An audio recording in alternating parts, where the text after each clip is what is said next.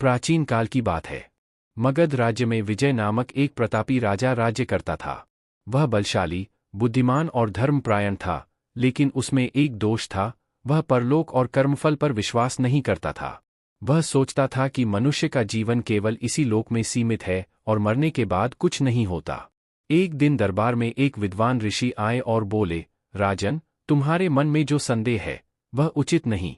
मृत्यु के बाद आत्मा को यमलोक जाना पड़ता है और अपने कर्मों का फल भोगना पड़ता है।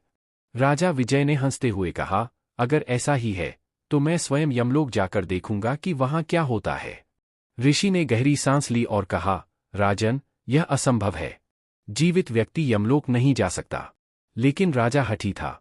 उसने अपनी साधना से भगवान विष्णु को प्रसन्न किया। भगवान विष्णु प्रकट हुए और बोले, राजन, मैं तुम्हें यमलोक का दर्शन करा सकता हूं, लेकिन वहां जो देखोगे उसके लिए तैयार रहना। राजा सहर्ष तैयार हो गया।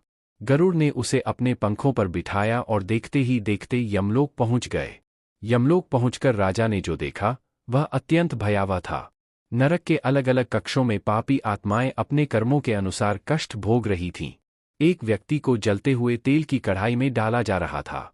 गरुड़ ने बताया, इसने जीवन भर दूसरों को ठगा और बेईमानी की। कुछ लोगों को कांटों के बिस्तर पर लिटाया गया था। यह वे लोग थे जिन्होंने अपने माता पिता का अपमान किया था। कई आत्माएं अंधेरे में भटक रही थीं, ये वे थे जिन्होंने दूसरों के साथ छल किया था। राजा यह सब देखकर कांप उठा। फिर गरुड़ ने उसे स्वर्ग के दृश्य भी दिखाए, जहां पुण्य आत्माएं आनंद से रह रही थीं। जब राजा विजय अपने राज्य लौटा तो वह पूरी तरह बदल चुका था। उसने अपनी प्रजा को धर्म के मार्ग पर चलने की सीख दी और स्वयं भी सच्चाई, दया और ईमानदारी का पालन करने लगा। कर्मों का फल अवश्य मिलता है, चाहे इस लोक में या परलोक में। इस घटना के बाद से राजा विजय ने कभी भी धर्म और न्याय का मार्ग नहीं छोड़ा और उसके राज्य में सुख शांति बनी रही।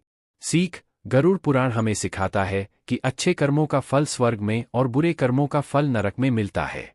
इसलिए हमें हमेशा सच्चाई और धर्म के मार्ग पर चलना चाहिए।